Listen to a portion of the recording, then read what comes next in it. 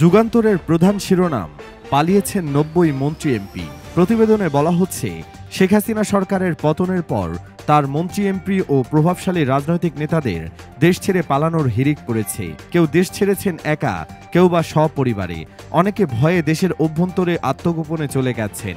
শুধু মন্ত্রী এমপি বা প্রভাবশালীই নয়, আওয়ামী লীগ, যুবলীগ, ছাত্রলীগ সহ বিভিন্ন অঙ্গ সংগঠনের শীর্ষ নেতারাও ভয়ে আত্মগোপনে চলে গেছেন।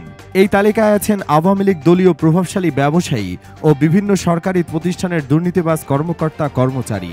বৈষম্য বিরোধী ছাত্র আন্দোলন চলার সময় গত ১৪ জুলাই থেকে ১০ আগস্ট পর্যন্ত ২৭ দিনের দেশ ছেড়ে পালিয়েছেন ৯০ জন সাবেক মন্ত্রী, এমপি ও রাজনৈতিক নেতা।